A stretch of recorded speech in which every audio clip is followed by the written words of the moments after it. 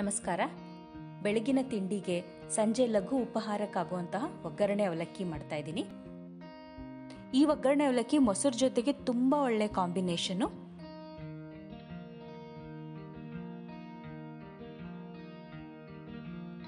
ಇಲ್ಲಿ 1 ಬಟ್ಲಷ್ಟು ನಾನು ಗಟ್ಟಿ ಅವಲಕ್ಕಿ ತಗೊಂಡಿದ್ದೀನಿ. ನೋಡಿ, ಇದು ಇಷ್ಟು ಗಟ್ಟಿ ಇದೆ, ನಿಮಗೆ ತೋರಿಸ್ತಾ ಇದ್ದೀನಿ ಹತ್ರದಿಂದ. ಇದಕ್ಕೆ ನೀರು ಹಾಕ್ಬಿಟ್ಟು ಒಂದು 3ರಿಂದ 4 ಸಲ ಇದನ್ನ ಚೆನ್ನಾಗಿ ತೊಳಿಬೇಕು. ಒಂದು ಸ್ವಲ್ಪ ಕಸ ಏನಾದರೂ ಇದ್ರೆ ಹೋಗ್ಲಿ ಅಂತ. ಒಂದು 4-5 ಸಲ ತೊಳೆಯೋಷ್ಟೊತ್ತಿಗೆ ಇದು ಸ್ವಲ್ಪ ಮಟ್ಟಿಗೆ ನೀರನ್ನು ಹೀರ್ಕೊಂಡಿರತ್ತೆ. ತೊಳೆದ ನೀರನ್ನೆಲ್ಲ ಚೆಲ್ಬಿಟ್ಟು ನೋಡಿ, ಇದಕ್ಕೆ ನಾನು ಸ್ವಲ್ಪನೂ ನೀರು ಹಾಕ್ತಾ ಇಲ್ಲ.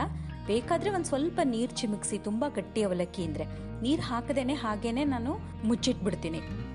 ಈಗ ತರಕಾರಿ ಎಲ್ಲ ಹೆಚ್ಕೊಳ್ಳೋ ಅಷ್ಟರಲ್ಲಿ ನಮ್ಮ ಅವಲಕ್ಕಿ ಚೆನ್ನಾಗಿ ನೆನೆಯುತ್ತೆ. ಒಂದು ಬಾಣಲೆಗೆ 2 ಚಮಚ ಎಣ್ಣೆ ಹಾಕ್ತಾ ಇದ್ದೀನಿ. ಎಣ್ಣೆ ಕಾದ್ಮೇಲೆ ಒಂದು ಸ್ವಲ್ಪ ಸಾಸಿವೆ ಹಾಕ್ತೀನಿ.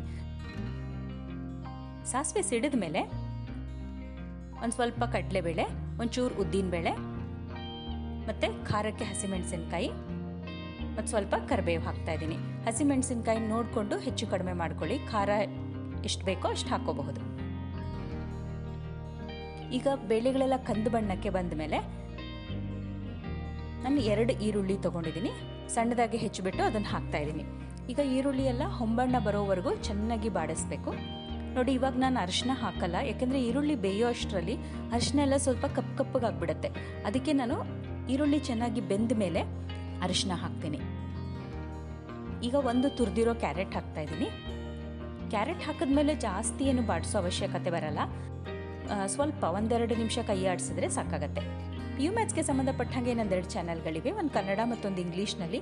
ಲಿಂಕ್ ಡಿಸ್ಕ್ರಿಪ್ಷನ್ ಬಾಕ್ಸ್ನಲ್ಲಿ ಹಾಕಿರ್ತೀನಿ, ಒಂದ್ಸಲ ನೋಡಿ.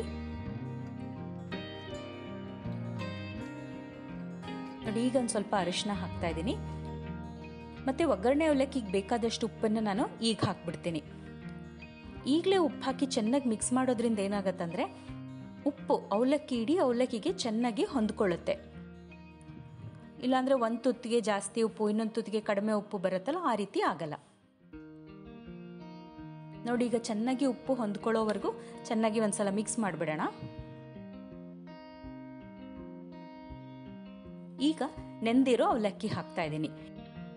ಅವಲಕ್ಕಿ ಹಾಕಕ್ಕೂ ಮುಂಚೆ 1 ಸಲ ಚೆಕ್ ಮಾಡಿ ಇದು ಚೆನ್ನಾಗಿ ಮೆತ್ತಿಗಾಗೋವರೆಗೂ ನೆಂದಿದೆಯಾ ಅಂತ. ಈಗ ಕಡಿಮೆ ನೆಂದ್ರೂ ತುಂಬ ಗಟ್ಟಿ ಆಗಿಬಿಟ್ಟು ನಮ್ಮ ಒಗ್ಗರಣೆ ಅವಲಕ್ಕಿ ರುಚಿ ಚೆನ್ನಾಗಿ ಬರಲ್ಲ. ಜಾಸ್ತಿ ನೆಂದ್ರೂ ಮುದ್ದೆ ಆಗ್ಬಿಡುತ್ತೆ. ಅದಕ್ಕೆ ನಾನು ನೀರು ಹಾಕಿರಲಿಲ್ಲ. ಅವಲಕ್ಕಿ ಇದಕ್ಕೆ ಹಾಕಕ್ಕೂ ಮುಂಚೆ 1 ಸಲ ಚೆಕ್ ಮಾಡಿ. ಅಕಸ್ಮಾತ್ ನಿಮ್ಮದು ಗಟ್ಟಿ ಅವಲಕ್ಕಿ ಆಗಿದ್ದು ನೆಂದಿರಲಿಲ್ಲ ಅಂತಂದರೆ ಬೇಕಾದ್ರೆ ಮೇಲೊಂಚೂರು ನೀರು ಚಿಮುಕ್ಸಿ ಹಾಕಬಹುದು. ಈಗ ಒಂದು ಸ್ವಲ್ಪ ಕೊತ್ತಂಬರಿ ಸೊಪ್ಪು ಹಾಕ್ತಾ ಇದ್ದೀನಿ. ಇದಕ್ಕೆ ಕೊತ್ತಂಬರಿ ಸೊಪ್ಪು ಜಾಸ್ತಿ ಬಿದ್ರೇ ಚೆನ್ನ, ಅದಕ್ಕೆ ಸ್ವಲ್ಪ ಜಾಸ್ತಿ ಕೊತ್ತಂಬರಿ ಸೊಪ್ಪು ಹಾಕಿದ್ದೀನಿ. ಮತ್ತೆ ಒಂದು ಅರ್ಧ ಹೋಳಷ್ಟು ನಿಂಬೆ ರಸ. ಇದಿಷ್ಟನ್ನು ಚೆನ್ನಾಗಿ ಮಿಕ್ಸ್ ಮಾಡಿಬಿಡೋಣ.